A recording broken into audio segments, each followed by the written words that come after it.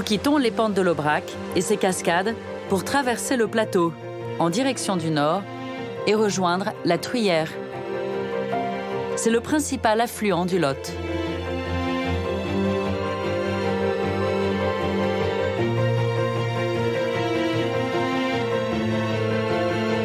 Au début du XXe siècle, l'État décide d'implanter ici de vastes aménagements hydroélectriques.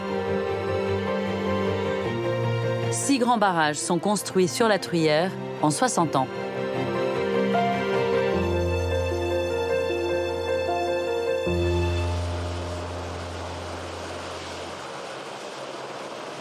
À bord de cet hélicoptère, Benoît Dessin vient inspecter le lit de la Truyère. Il dirige l'ensemble des barrages qui jalonnent cette rivière. Sa tournée débute au-dessus du viaduc de Garabi, qui franchit la vallée depuis la fin du XIXe siècle.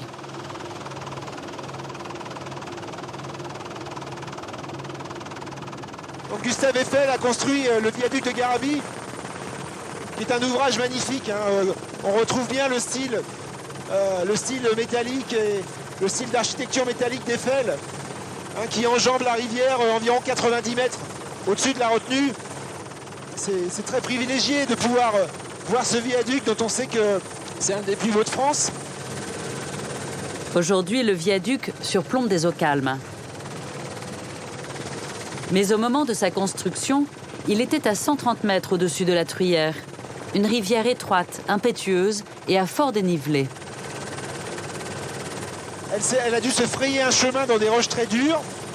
Elle a créé ce terrain particulier, très adapté à l'hydroélectricité, avec des gorges au travers desquelles il est assez facile de placer des barrages. Voilà, on voit maintenant devant nous apparaître le château d'Aleuze. Perché sur son piton rocheux, ce château médiéval a été édifié au XIIIe siècle. Il a permis de lutter contre les Anglais au moment de la guerre de Cent Ans. Et puis maintenant, on arrive bien sûr sur le barrage de Grandval. Barrage de Grandval qui a été construit dans les années 50 à peu près,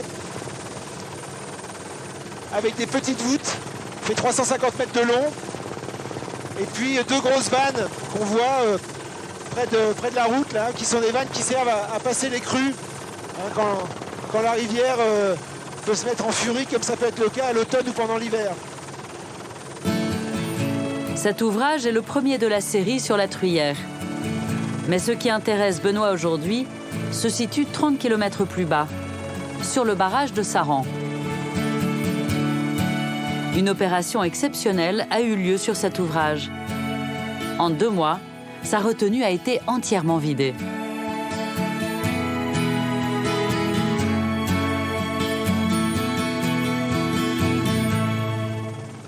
Le paysage en amont du barrage a été complètement transformé. On retrouve ici la rivière quasiment dans son état naturel. C'est vraiment assez exceptionnel. Puis c'est l'intérêt aussi de ce vol en hélicoptère aujourd'hui, c'est que ça permet pour la première fois d'inspecter le lit de la retenue de Saran en conditions naturelles. Autour de la rivière, on imagine toutes les parties qui sont non boisées sont les parties qui sont habituellement occupées par la retenue de Saran quand elle est pleine. Ce qu'on a sous les yeux en ce moment, ça n'a été visible qu'en 1949 et en 1979, donc c'est vraiment un paysage exceptionnel.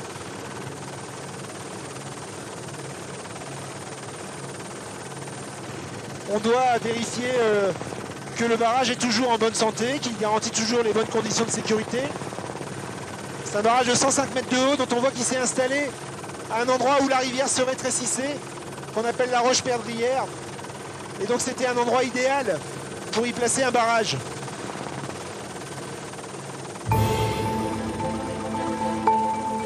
Avec ses 225 mètres de long, le barrage de Saran est un ouvrage monumental. Il a été le premier à être édifié sur la Truyère en 1930. Installé à flanc de falaise, sa construction a été un véritable défi.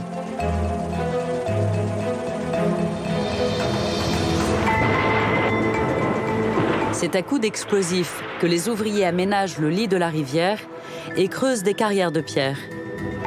Une ligne de chemin de fer est spécialement créée pour acheminer les tonnes de roches. 3000 ouvriers viennent de toute l'Europe pour participer à ce chantier titanesque. Véritables acrobates, les hommes accèdent au chantier par les airs.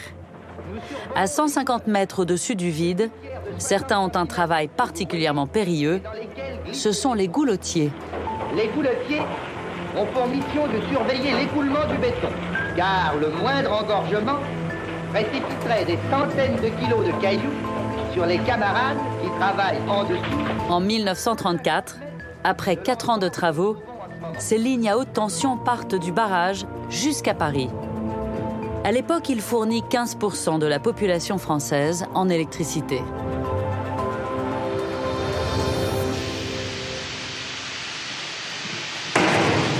Ce matin, cette équipe descend au cœur du barrage.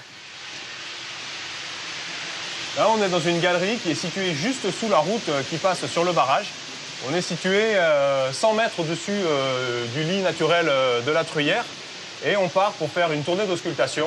C'est en fait s'assurer du bon comportement de l'ouvrage et du bon niveau de sûreté hydraulique de l'ouvrage.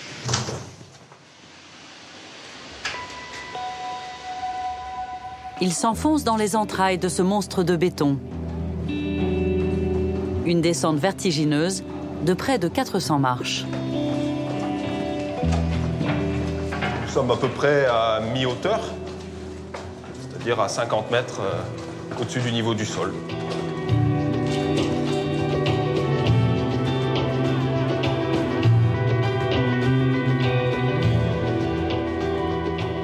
Là, on se trouve cette fois-ci au pied du barrage, dans cet ensemble de réseaux, de galeries qui ressemble à un vrai labyrinthe.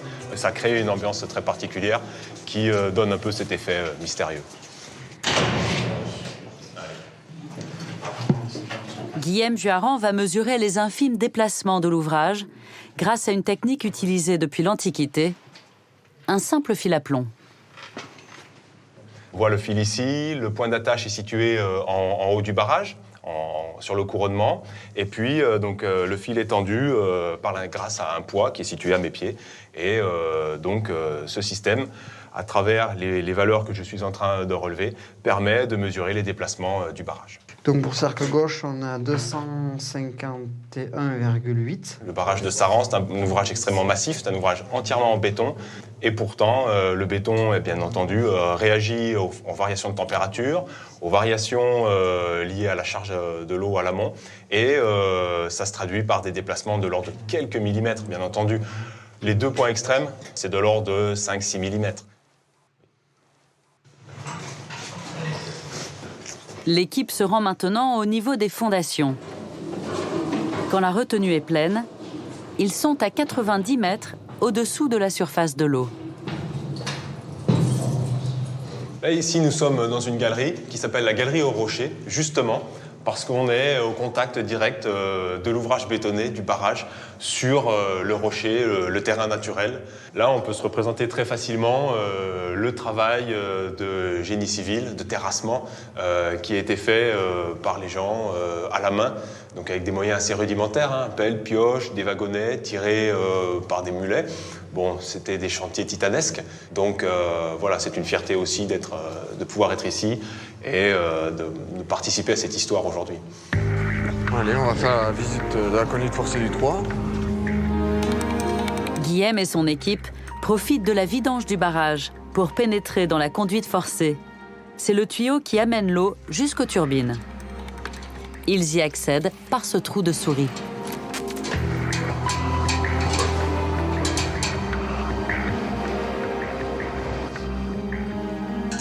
Bon, ben on va passer sous la vanne de tête pour aller voir un petit peu le haut de la conduite. C'était un revêtement qui avait été mis il y a 80 ans en arrière et qui a bien résisté jusqu'à aujourd'hui. Ouais. Mais bon, là, il est temps d'intervenir et de rénover. Ouais, bah On profite de cette opération de vidange pour faire tout un ensemble de contrôles et des travaux de maintenance qu'on ne peut pas faire en temps normal, puisque ici, normalement, on est sous l'eau et l'eau arrive sous pression. puisqu'on est 90 mètres en temps normal sous la surface du lac. On a 90 mètres d'eau au-dessus de nos têtes. Donc c'est vraiment une opportunité assez rare. Notamment de pouvoir voir le jour depuis l'endroit où on se trouve. C'est quand même c'est exceptionnel, puisque, encore une fois, normalement, c'est l'eau qui s'y trouve, quoi. Guillaume se dirige vers le cœur du barrage, l'endroit où l'eau s'engouffre avant de passer dans la turbine. Ce décor rappelle le Nautilus, imaginé par Jules Verne. Là, nous sommes au plus près de la turbine, vraiment, au niveau de la machine du groupe de production. Et on voit, là encore, des traces du passé. Ces rivets qui ont été posés à l'époque témoignent d'une façon de travailler, d'un savoir-faire, d'une technologie employée partout à ce moment-là. La tour Eiffel est assemblée de cette manière-là. Le viaduc de Garabit, à l'amont de la Truyère, est assemblé par rivetage également. Donc voilà, c'était le savoir-faire d'une génération qui perdure dans le temps et de manière tout à fait fiable, on le voit.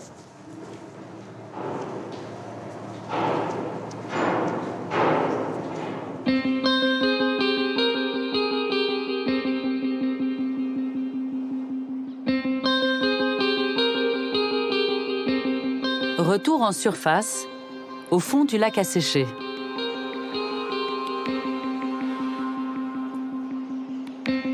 Pendant quelques mois, des visites sont organisées dans la retenue.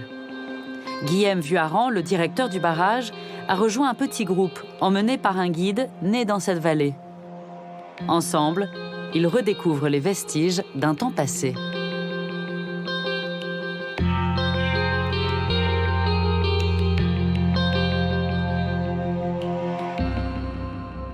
On est à 80 mètres normalement sous le niveau maxi du lac quand la retenue de Sarin est pleine.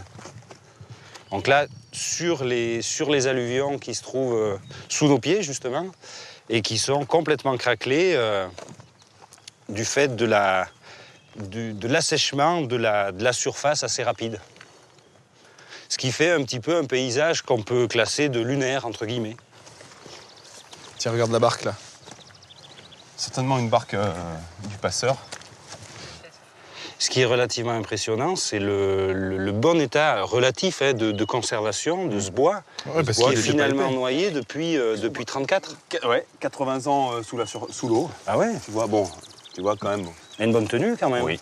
On sait qu'on va redécouvrir des choses, mais entre savoir que tu vas les découvrir, les voir et les voir réellement et mettre la main dessus, c'est quand même pas pareil.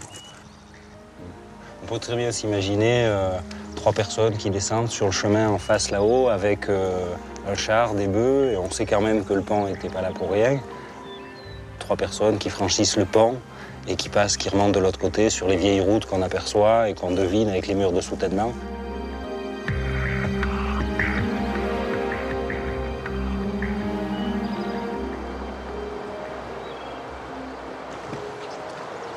Ce qui est fou, c'est d'entendre le bruit de la rivière. Parce que quand il y a le lac, que tout est calme, que c'est une mer d'huile, il n'y a aucun bruit. Ouais. Alors que là, on retrouve vraiment les éléments naturels. La rivière qui a repris son lit historique. Ouais, initial. Les arbres, en fait, nous le disent. Puisque, comme chaque rivière naturelle qu'on voit habituellement, qui coule normalement, il y a toujours des arbres de part et d'autre de la rive. Et là, on voit bien qu'en fait, les arbres, ils sont juste ici. Donc, du coup, on se dit qu'effectivement, elle est à sa place initiale. Sur les rives, les arbres sont pétrifiés. Après avoir passé 80 ans sous l'eau, ils sont devenus durs comme de la pierre. Ici, même les petites branches, elles sont encore sur place, quoi. C'est pas très surprenant non plus, parce qu'au fond de l'eau, là, on est 80 mètres sous l'eau, t'as peu de courant, qui se fait plutôt à des altitudes plus élevées. Et du coup, même les éléments fragiles des arbres, t'as raison, hein, ils restent en place, on le voit bien. Incroyable. L'équipe poursuit l'exploration de cette vallée noyée, laissant les vestiges de cette ferme, pour aller découvrir quelques kilomètres plus loin, un véritable hameau.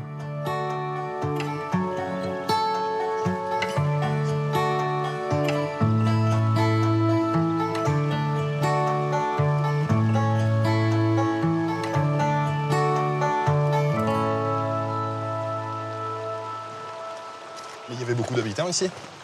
Ah, ici, à la mise en eau en 1934, Les écrits nous disent 26 habitants. Un joli lieu de vie. Ah oui, c'était un joli lieu de vie avec tout un aspect agricole qui était pas encore du tout mécanisé. On peut le voir avec les anciennes voies sur lesquelles on est ici. L'arrivée du barrage a bouleversé la vie des habitants de ce hameau. Jusqu'au dernier moment, certains ont refusé de croire qu'ils allaient devoir partir. Puis finalement, ils ont sauvé ce qui pouvait l'être. Petit à petit, quand l'idée s'est faite, ils ont été un petit peu justement pressés et ils ont débâti, on va dire, un petit peu les maisons. Mais a priori, chaque propriétaire aurait fait du travail sur sa maison. Donc en coupant les poutres, en enlevant les charpentes, en découvrant les maisons. Donc tous ces matériaux-là ont été récupérés, déplacés. Et pour certaines, ont été remontés, replacés sur d'autres habitations qui se trouvent au-dessus, dans les villages alentours. Ce pont suspendu a été construit au moment de la mise en eau du barrage, en 1934. Il a remplacé le pont médiéval, situé 50 mètres en dessous, qui avait été noyé. C'est le vestige le plus spectaculaire qui réapparaît aujourd'hui. Ouais, les voûtes gothiques là, qui sont toujours en place. Et puis bien conservées. La seule chose qui a un petit peu bougé sur le pont, c'est les parapets qui sont juste au-dessus. Sinon après, très bel ouvrage, parce que là, rien n'a bougé. Ouais. Ce pont qu'on a en face de nous, là, c'est un vieux pont gothique, donc à 2 arches, du 14e. Et donc du coup, au temps de la petite gabelle, la taxe du sel était instaurée. Et donc un octroi, un péage, était bâti ici, au pied de ce pont, et une taxe était perçue à chaque passage. Ouais, tu sais, Fredo, le pont, il est inscrit sur la liste des monuments historiques là, depuis 1927, je crois. Ah, mais c'est pas étonnant. Alors, ce qui est un petit peu dommage, c'est qu'on le voit pas très souvent. Non. La prochaine fois qu'on va le voir, ça sera peut-être dans 15, 20, 30, peut-être 40 ans.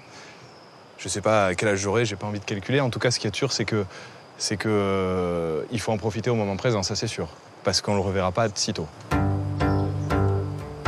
Début 2015, le barrage a été remis en eau et la vallée à nouveau engloutie.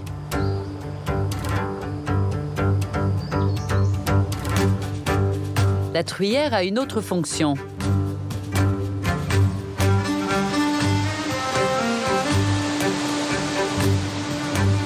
L'été, des lâchers d'eau permettent de grossir le Lot en cas de sécheresse. Pour le plus grand bonheur des pratiquants de sport d'eau vive.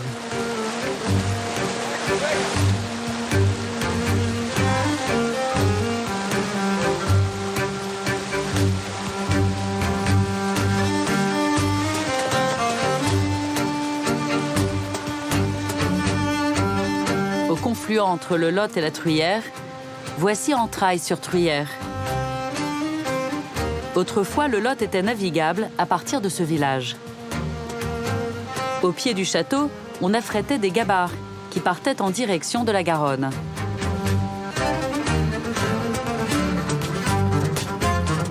Entrailles signifie en occitan « entre les eaux ». Allez, là on arrive. Les derniers mètres sur la Truyère, messieurs, dames. Et là, petit à petit, on découvre le confluent et le château qui va apparaître derrière les grands peupliers. Enfant du pays, François Rouquet connaît parfaitement la rivière. Il organise aujourd'hui une randonnée avec des naturalistes. Alors, regardez là, hop. On est sur le Lot. On change de rivière. En fait, la Truyère, elle amène au moins autant d'eau que le Lot, voire plus. Et normalement, on garde le nom au confluent de la rivière au plus gros débit. Alors pour les petits tours, on leur raconte que c'était le mariage de Monsieur Lot et de Madame Truyère. Et que donc, à l'époque, on gardait le nom du mari. La vallée du Lot étant la plus habitée, c'est en fait ce nom-là qui a été conservé. Allez, on pagaie un petit peu dans le rapide. Regardez, le bateau en ligne à peu près.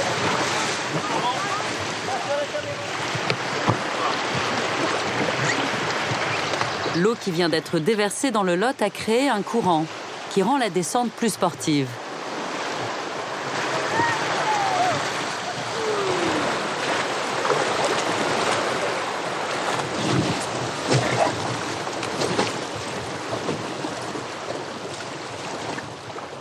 Et là, vous voyez, c'est typique, hein, on a passé un petit rapide, une zone calme. Au bout de la ligne droite, on arrive, il y a un autre rapide. Donc un calme, un rapide, un calme. Ce qui fait que si on a beaucoup d'eau qui arrive sur un gros orage, sur un gros lâcher d'eau par exemple, ça va remplir un bassin. Et il faudra que le bassin ici soit rempli avant de se déverser dans le bassin suivant. Donc s'il y a des lâchers d'eau, des montées d'eau rapides à un moment donné, c'est très vite cassé. On ne peut pas avoir d'effet de vague. On va vers la petite plage. Sur cette plage, les deux naturalistes vont faire découvrir au groupe les trésors cachés de ce cours d'eau. Le Lot est une rivière d'excellente qualité. La faune y est abondante. Alors ça, ce sont des sangsues. Des sangsues d'eau douce. Donc la sangsue, c'est pas la sangsue qui était utilisée. Vous savez, à l'époque, on guérissait les gens avec des sangsues. Là, on mettait des ventouses. Donc c'est pas ça. Hein. C'est une petite sangsue qui va vivre typiquement de la rivière. Ils sont des parasites en fait des animaux sur le poisson. Donc il n'y a aucun risque de marcher dans l'eau avec ces sangsues-là. Il n'y a aucun problème. Hop, elle va avancer et se décoller. Juste après, le groupe repère une espèce qui a envahi la rivière depuis une trentaine d'années. Ah bah tiens, Un signal. ouais, écrevisse signal. Tu vas la prendre? Et alors, ouais, comme ça, c'est moi qui me fais pincer. C'est ça. Très bien. Sortie de l'eau. L'écrevisse signal, pourquoi? Parce qu'elle a ce petit point blanc à la commissure des pinces ici, qui fait que des fois dans l'eau, on ne voit juste que 2 points blancs et on sait que là, il y a une écrevisse signal. Donc ici, on est sur une écrevisse qui n'est pas une écrevisse autochtone, qui est une écrevisse qui a été importée dans la rivière. Donc aujourd'hui, c'est celle qu'on va retrouver principalement dans nos cours d'eau, malheureusement. Maintenant, voilà, il faut faire avec. Elle est aussi source d'alimentation pour bon nombre d'espèces piscicoles. Les truites, elles peuvent les manger, les brochets, les perches, tout un tas de choses. Donc elles font partie de la chaîne alimentaire. Donc aujourd'hui, bonne nouvelle ou pas bonne nouvelle, en tout cas, elles sont là, il faut faire avec, il faut respecter ça. Ah là, si on met le doigt, qui c'est qui veut essayer? Parce que moi, je sais ce que ça fait quand on met le doigt. Voilà.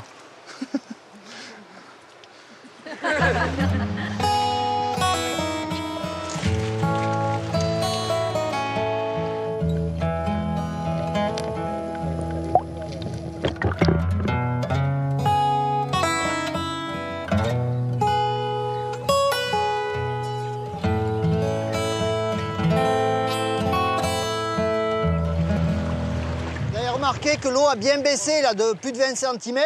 Ça passe partout, mais faut avoir l'œil.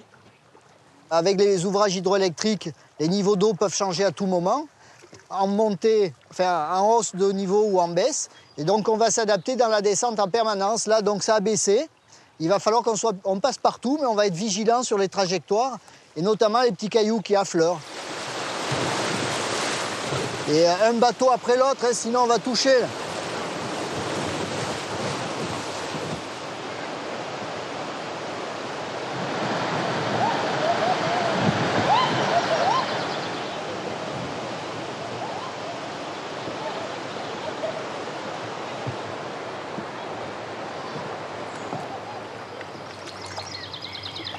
Quelques instants plus tard, le calme revient.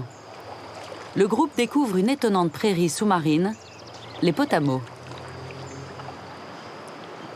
Ce sont des formations de plantes aquatiques. Certains auteurs les ont comparées à des haies à l'intérieur de la rivière, d'autres à des forêts denses à l'intérieur des rivières. C'est des milieux remarquables. Toutes les alevins, les jeunes poissons, même les jeunes amphibiens vont voir là un secteur, une véritable nurserie, un endroit où ils vont pouvoir assurer leur croissance à l'abri des prédateurs. Et donc on va retrouver quasiment toutes les espèces de faune et de flore de la rivière, à un moment ou à un autre de leur vie, vont venir dans ces herbiers-là. Juste à côté, une autre curiosité. Un tapis de coquillages au fond de l'eau, que l'on appelle des corbicules. Voilà, une poignée, regarde, il y en a combien? 50? On ne s'imagine pas qu'il y ait des coquillages dans des rivières. Donc c'est un coquillage qui avait disparu, qui s'était apparemment localisé dans le sud-est asiatique, et qui, petit à petit, donc, semble-t-il, se sont collés à des coques de bateaux, ont réussi à résister à la traversée en mer, ça c'est impressionnant, et donc se sont réimplantés sur la Garonne vers Bordeaux, et petit à petit, elles colonisent l'ensemble des cours d'eau d'Europe. Donc là, elle est bien fermée, on va la forcer un petit peu à s'ouvrir, et là, donc, on voit l'animal à l'intérieur de cette coquille. C'est de la famille des coques, des palourdes.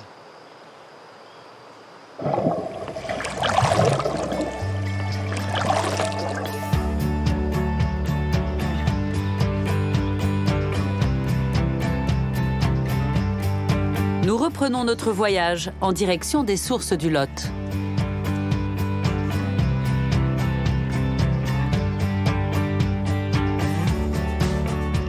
Le Lot, il est là. Il est dessous, là. Allez, dernier effort. Ça va le faire, là. Amoureux de la vallée du Lot, c'est à vélo que Christian Canviel fait découvrir les richesses de ce territoire. Avec un groupe de cyclistes, il va sillonner le pays d'Olt. C'est le nom occitan donné à cette partie de la vallée.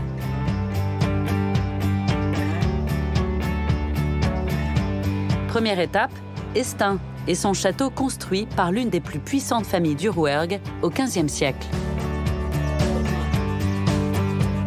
Depuis près de 1000 ans, ce village est situé sur le chemin de Saint-Jacques-de-Compostelle.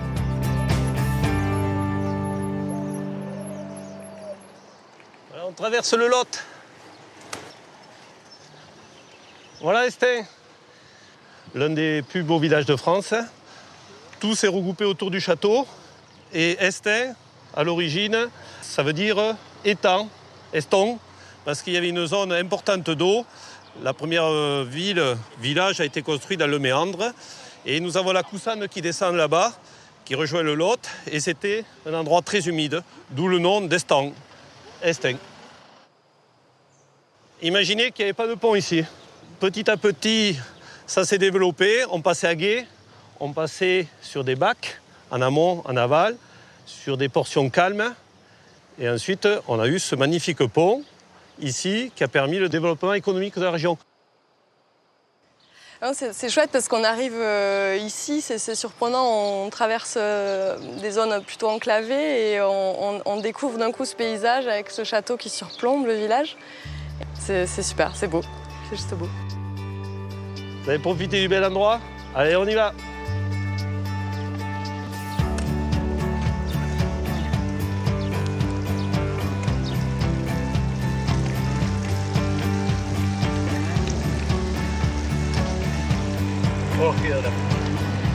Au pays d'Olt, sur une trentaine de kilomètres, on trouve près d'une douzaine d'églises et de chapelles romanes. Et au détour d'un vallon, l'une des plus étonnantes d'entre elles. Cette église cache un joyau de l'art roman. Bon, on arrive là devant la très belle église en grès rouge de Saint-Pierre de Bessieux-Joule. Ici, on a un superbe clocher-porche qui a été rajouté à la petite église avant le XIIe. Il a été rajouté au XIIe siècle. C'est de l'art roman pur. Derrière ces colonnes, à l'intérieur, il y a une chapelle haute, unique, de l'art roman, dédiée à Saint-Michel. Saint-Michel, c'était l'archange qui est apparu sur des hauts plateaux et tous les sites Saint-Michel sont en hauteur. Le mont Saint-Michel, Saint-Michel au Puy-en-Velay. Et ici, comme on ne pouvait pas la mettre sur une hauteur, puisque l'église était là, on a mis la chapelle haute, encore en hauteur, en l'honneur de Saint-Michel.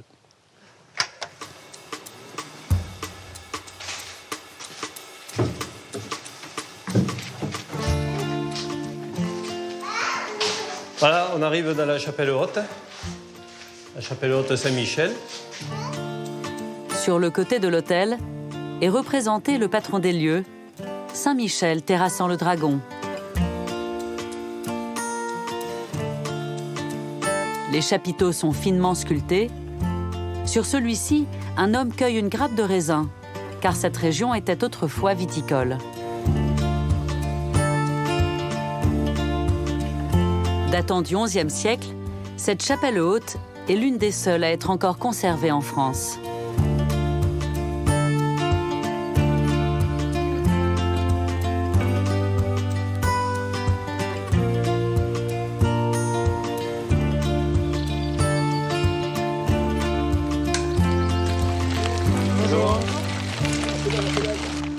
Là, on remonte la voie ferrée, puis on va aller au château de Calmont. De superbes vues sur la vallée. Garantie. Ok, ça monte quoi. Ah, ça monte. On va là-haut. Juché sur un piton rocheux, le château de Calmont-d'Olt domine la ville d'Espalion et son pont médiéval. C'est par là que transhumait le bétail pour aller d'Écosse au plateau de l'Aubrac. Au Xe siècle, la rivière et la vallée sont protégées par ce château. Les seigneurs du lieu perçoivent alors des droits de péage. Puis des remparts sont édifiés et le château se transforme en une puissante forteresse. Souvent assiégé, il n'a jamais été détruit.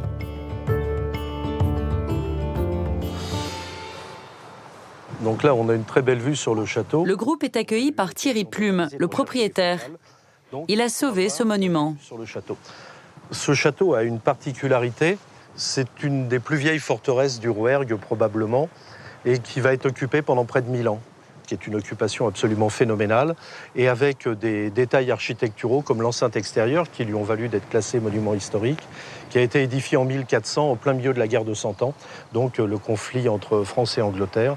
Et c'est un château qui a sombré dans l'oubli à partir des années 1800, parce qu'il était totalement inhabitable. Il avait été occupé pendant 400 ans par une garnison, donc pas de modification en termes de confort, pas de modification en termes d'esthétisme. Château du haut Moyen-Âge, il s'était figé dans le temps et nous est parvenu quasiment dans son état d'origine, aux effondrements près. On va visiter l'intérieur, si vous voulez. Allez, suivez-moi, nous y allons. Quand Thierry Plume le rachète, ce château est en ruine. Avec des équipes de bénévoles, il se bat depuis 25 ans pour le sauvegarder. Le donjon vient d'être restauré et offre un panorama unique.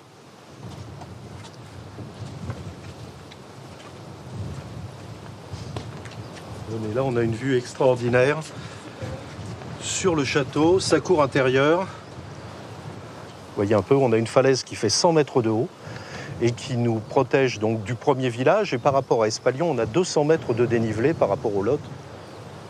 D'un côté, on a les Causses qui bordent la vallée. De l'autre côté, les plateaux de l'Aubrac. Donc ça donne ce contraste étonnant géologiquement, mais aussi dans l'habitat, dans l'architecture. On n'édifie pas les mêmes maisons avec du basalte, avec du calcaire. En plus de ce côté-ci, on a des élevages de moutons, des ovins. De l'autre côté, des bovins. Donc c'est pas la même structure des fermes. Enfin, c'est une diversité étonnante, cette vallée du Lot.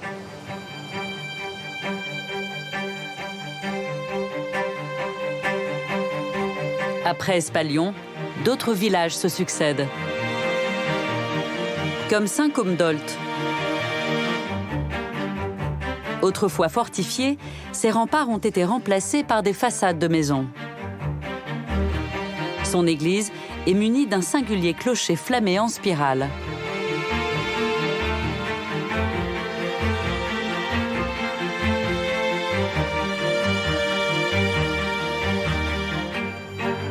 Nous quittons la vallée d'Olt pour pénétrer en Lozère, là où naît la rivière.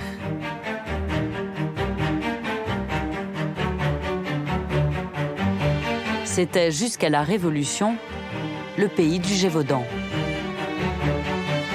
Ici, le Lot n'est plus navigable. C'est une rivière de moyenne montagne, aux eaux vives.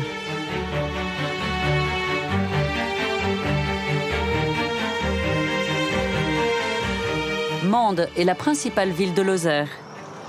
En son cœur, surgit une cathédrale monumentale. Ses dimensions sont imposantes par rapport au reste de la ville. Et cela, grâce à la volonté d'un homme. Au XIVe siècle, le pape Urbain V, originaire du Gévaudan, souhaite un chef-d'œuvre pour sa ville. Il transforme l'ancien édifice roman en une flamboyante cathédrale gothique. Aujourd'hui, la cathédrale est en restauration. Donc, on va aller voir la partie sommitale, là. Vous allez terminer d'échafauder bientôt, alors? Oui. On comprend, quand on est sur ces édifices, on s'imagine une ville devait tourner autour de cet édifice qui émergeait, quoi. C'est-à-dire, c'était toute une vie, c'était toutes ces loges qui étaient là, tous ces bâtisseurs, tous ces tailleurs de pierre, ces maçons, ces charpentiers, ces couvreurs. Il devait y avoir une ferveur autour de ces édifices, ça devait être fabuleux. Dominique Vermorel reçoit aujourd'hui Delphine Christophe, conservateur régional des monuments historiques. C'est vrai que voir le petit clocher d'échafaudé, on voit bien... Oui. Ils s'intéressent aux deux grands clochers en cours de restauration. Ils ont été construits par un personnage exceptionnel. Nous avons une vue incroyable sur les 2 clochers de la cathédrale qui se trouvent donc à l'ouest. Donc vous pouvez voir au nord le grand clocher qui fait environ 89 mètres de hauteur et qui a été commandé par François de la Rovère. Alors François de la Rovère était un évêque à Mende au début du XVIe siècle et il n'est autre que le neveu du pape Jules II dont on connaît la grande activité de constructeur. On lui doit en particulier la chapelle Sixtine.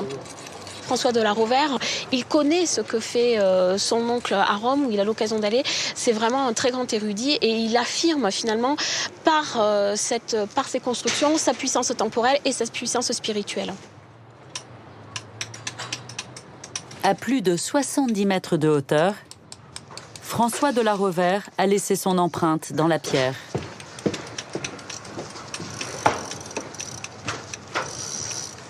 C'est vrai que d'ici, grâce aux échafaudages, on voit très bien les armoiries de François de la Rovère avec ses armes parlantes, puisque de la Rovère, c'est le Rouvre, c'est le chêne. Et puis on a bien ici aussi les 2 titres portés par François de la Rovère, c'est-à-dire ici l'évêque et ici effectivement son statut de cardinal avec son chapeau, avec les pompons qui descendent. Les hommes du Moyen-Âge, ils réfléchissent comme nous, ils veulent des choses à la mode. Donc chaque fois que leur édifice leur paraît un petit peu suranné ou qu'il y a de nouvelles techniques qui apparaissent et qui leur permettent de construire plus haut, plus grand et de manière encore plus visible, eh bien ils le font. Et en général, nous avons des incendies bienvenus qui leur permettent de pouvoir tout recommencer avec bonne conscience. Ce clocher réserve d'autres surprises. D'étranges personnages sont suspendus dans le vide et un curieux bestiaire veille sur cette cathédrale. Habituellement, sur les bases de pinacle, comme ça, autour des gables, puisque ça c'est un gable, on retrouvait souvent des crochets, des choux-fleuris, c'est-à-dire des choses comme ça, plus du feuillage. Et là, sur la cathédrale de Mende, on retrouve tout un petit bestiaire. Là, on a ce petit chien avec ses oreilles qui reviennent de chaque côté. On a ses yeux, son petit nez, on a même ses dents. On dirait que les animaux de la forêt se sont réfugiés sur les bases de pinacle. On dirait que là on voit cet oiseau. Même celui-ci, là, il est curieux. Regardez, celui-ci, on dirait qu'il a des lunettes comme il est. Il a un côté... on a du Walt Disney, quoi. C'est vrai que c'est... Tous les endroits de la cathédrale, c'est fait pour être vu d'un autre œil. C'est-à-dire, c'est l'œil d'en haut, c'est l'œil d'ailleurs. Et une cathédrale, le moindre détail est toujours travaillé. C'est pas fait pour nos hommes humains, nos yeux humains, en fin de compte. C'est une autre dimension, une cathédrale. Tout doit être fait, même dans les moindres détails. Derrière, un joint de taille, un lit de pose, tout est taillé avec dans les règles de l'art, quoi. Aujourd'hui, le travail des bâtisseurs se poursuit. Ils recréent de toutes pièces des parties de la cathédrale qui ont disparu. David a participé à toutes les étapes de ce chantier monumental. En étant lozérien, travailler sur la cathédrale de Mende, ça me prend au cœur, quoi. C'est quelque chose de... C'est nos racines, on a envie aussi, nous aussi, de laisser notre griffe, notre patte sur la cathédrale, quoi. Voilà, quand je passerai dans quelques années, je dirais, ce crochet, c'est moi qui l'ai sculpté. Ce morceau de console, c'est moi qui l'ai fait aussi, qui l'ai réalisé. Donc voilà, c'est très, très prenant. Ouais. Ça marque, quoi. Dominique supervise la pose d'une chimère que son équipe a sculptée. Faut pas que tu la reprennes derrière, non, c'est bon. Là, c'est bon, là? Ça vient à toi? C'est une statue fantastique, purement décorative. Là, super. C'est un moment particulièrement rare dans la vie d'un restaurateur. Bon, ben voilà, celle-ci, elle repart pour 400 ans, là. On est un peu comme un trait d'union, on est là avec tout un passé qui nous est arrivé, à l'instant T où on est dans la réalité, pour le laisser pour le futur, quoi. Et c'est vrai que c'est un moment privilégié, parce que on est au XXIe siècle, mais on est derrière ces traces de bâtisseurs, et on laisse pour l'avenir ces cailloux, quoi.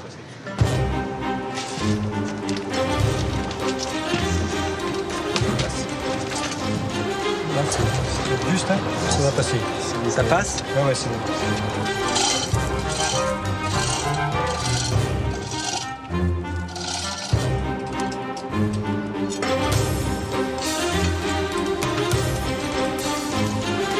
Donc 3000 vers moi, là, ouais. Là, c'est bien, là, ouais. Là, on est bien.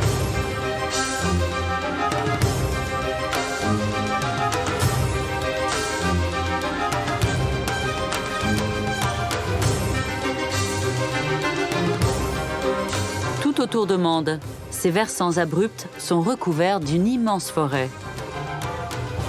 Elle a été plantée par l'homme il y a 100 ans. Auparavant, ces sols étaient complètement érodés, mis à nu par le surpâturage. Les pluies torrentielles descendaient directement dans le Lot et provoquaient des crues, à l'origine de dégâts considérables. Les sédiments étaient emportés par la rivière. Au XVIIIe siècle, ils auraient ensablé le port de Bordeaux.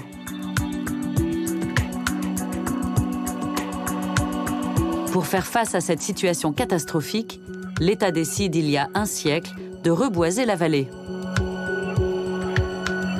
Des milliers de pins noirs d'Autriche sont plantés, car c'est la seule espèce qui pousse sur ces sols détériorés. Aujourd'hui, ce site est entretenu par les agents de l'Office national des forêts. Alors, ce qu'on voit devant nous, c'est ce qui s'appelle une griffe d'érosion. En fait, c'est le témoin de ce qu'était le sol avant les reboisements. Il faut imaginer que le sol était, tout le versant était comme ça, complètement à nu, pratiquement sans végétation. Et là, ce qui est intéressant, c'est de noter que dans cette griffe d'érosion, progressivement, la forêt est en train de revenir. C'est-à-dire que naturellement, on a plein de petits pins qui sont en train de se réimplanter. Et ça va permettre de limiter cette érosion et de limiter le départ de tous les sédiments emportés par les eaux. Et là, on voit bien les racines qui retiennent le sol. Oui. Là. Là, tous les cailloux qui sont retenus grâce aux racines des arbres. Et on voit jusqu'à quelle longueur ça prospecte. C'est vrai que toutes ces racines-là, je pense qu'elles viennent uniquement de celui-là, quoi. C'est ça. C'est incroyable. C'est là qu'on voit qu'il est bien accroché, lui. Hein. Là, cette racine est bien costaud. Autre bonne nouvelle, depuis que cette forêt qui surplombe le Lot a été replantée, un oiseau emblématique a fait son retour.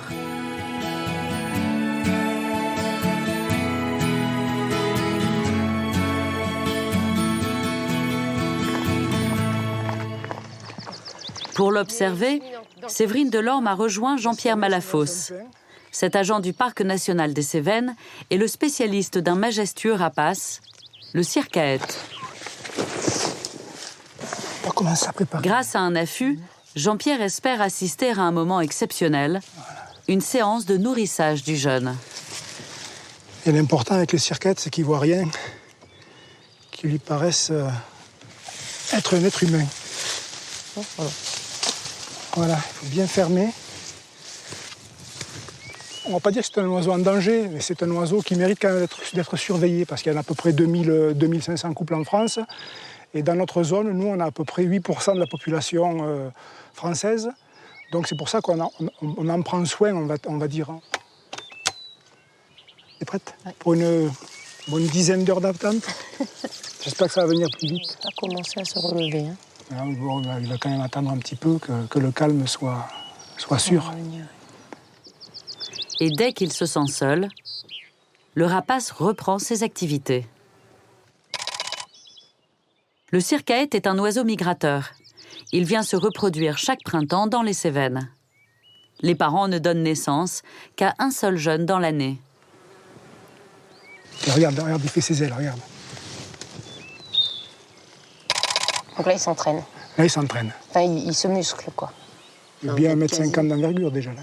Le jeune, quand il part, à partir du mois de septembre, il a déjà quasiment fini sa croissance. Les ailes. Tiens, regarde. Joli gros poussin, quand même. Ouais, tu vois tout le duvet qui est encore en dessous ? Ouais. Hein, on a l'impression qu'il est fini, il y a encore pas mal de blanc. Mais là, il est là très, très beau. Ah, moi, je ne m'en lasse jamais. Ça fait 30 ans que je regarde les circaètes et c'est toujours comme au premier jour. Attention, elle a écrit, là. Oh. La femelle, regarde, la femelle est à côté du jeune. Là, super. Ah, là, tu vois, le mâle vient d'arriver, là. Tu vois, regarde, là, hop, il se pose. Il s'approche, là, il amène le serpent à la femelle.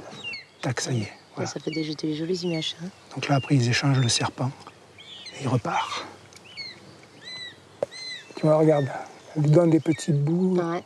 Quand le mâle quitte le nid, la béquée commence. C'est pas banal de voir à cet âge-là une femelle qui nourrit son jeune, quoi. Ah ben là, regarde, tu vois. Regarde, là, il veut plus la béquée. Là, il attaque le gros morceau. Il prend le serpent. La femelle n'a pas l'air d'accord, mais bon, je pense qu'il va s'imposer. Et allez. Voilà, tu vois, ça rentre. Hop. Ah, ça fait drôle, mais comme un gros spaghetti, là, mais c'est énorme. Donc là, il les découpe pas, il avale ça tout rond, ça passe direct dans l'estomac. Et après, il digère ça avec ses sucs gastriques, là parce puis là, regarde, il y a un souci. T'as vu le souci qui arrive, là, tac, il y a un nœud au bout du serpent. Oh non. Ouais. Donc là, il va avoir du mal à l'avaler. Pour un couple de circaètes, de mars à octobre, il faut à peu près 900 serpents pour qu'ils puissent nourrir son jeune. Donc si on compte nos 200 couples de circaètes qu'on a dans le parc des Cévennes, entre la vallée du Lot et les vallées cévenoles, on a à peu près 150 000 serpents qui disparaissent dans l'estomac des circaètes tous les ans. On n'imagine pas qu'ils peuvent manger des bestiaux aussi énormes, quoi. C'est vraiment incroyable, c'est impressionnant. Merci Jean-Pierre pour cet instant. Merci à eux, parce que c'est eux qui nous donnent tout ça.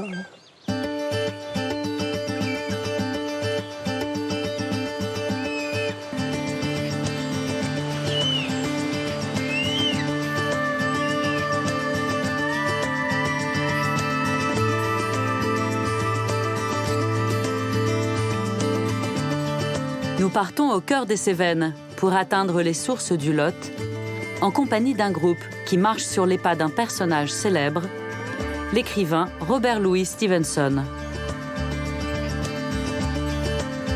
En 1878, l'auteur de L'île au trésor voyage dans les Cévennes, accompagné d'un âne.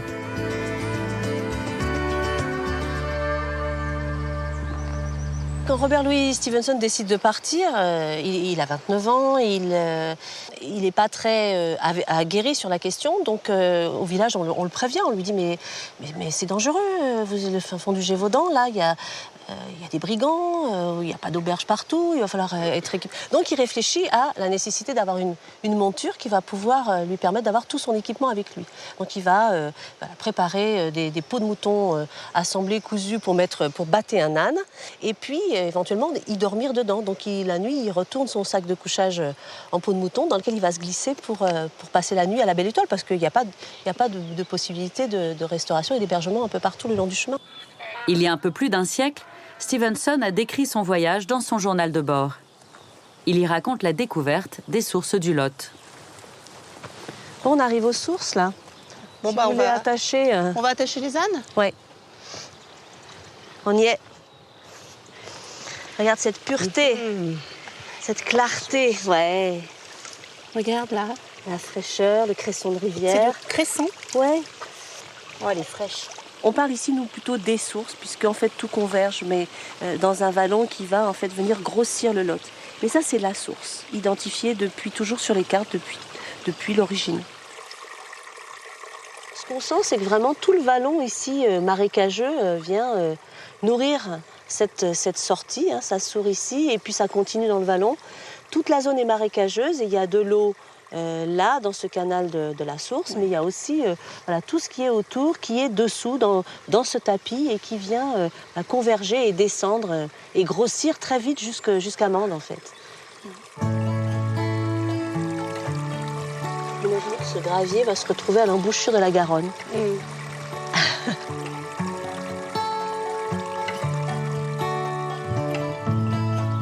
Le chemin de Stevenson se poursuit en direction du mont Lozère, qui surplombe la vallée du Lot.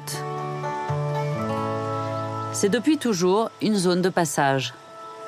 Quand on reprend le chemin de Stevenson, quand on repart sur ses traces, on a vraiment la sensation de pouvoir presque revivre les mêmes émotions face au paysage. Parce qu'en fait, les choses ont peu changé ici, en 150 ans. Ces immenses étendues peuvent se couvrir rapidement d'un épais brouillard. Au fil des siècles, les hommes ont créé des alignements de pierres pour se repérer. Ah ça, c'est très important, c'est les pierres qui permettent, c'est les balises qui permettent de traverser le massif par tous les temps, parce qu'en fait, la pluie s'arrête et les nuages s'arrêtent sur le massif, le dôme du mont Lozère. Et donc là, tu vois, c'est vraiment un alignement qui permet aux pèlerins, aux colporteurs, aux randonneurs de retrouver leur piste. Ça s'appelle les Montjoie. Robert Louis Stevenson est passé par là. Il allait Il a emprunté le chemin le plus direct pour aller basculer vers le versant sud. Donc il a pris cette cime qui est la grande draille du Languedoc, qui permet d'arriver sur le mont Lozère.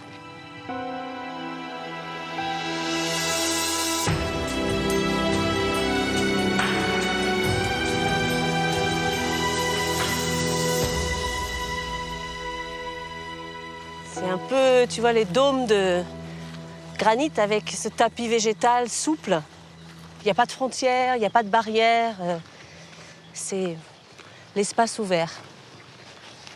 Et on arrive. On arrive à la cime, oui. 1699 mètres. Il y a une de ces lumières. La lumière est douce, oui, magnifique. Le groupe arrive à destination, au sommet du mont Lozère. Alors d'ici, par beau temps, au fond, à gauche, on peut voir un petit liseré argenté qui, effectivement, est la Méditerranée. La baie de Sète est visible d'ici. D'ailleurs, il le décrit. Il a cru voir, il a aperçu les voiles blanches dans la baie de Sète. J'oublie un peu qu'on a marché sur les traces du passage de l'homme, qu'on a suivi les Montjoie, qu'on a suivi les mots de Stevenson. Et je me trouve, je dis pas seul, mais en face de l'immense, des grands espaces, le ciel, le changement de la lumière. C'est pas que je veux tout oublier, mais que ça change de perspective. Si je pouvais venir ici, 1000 fois, je viendrais. Je trouve ça magique.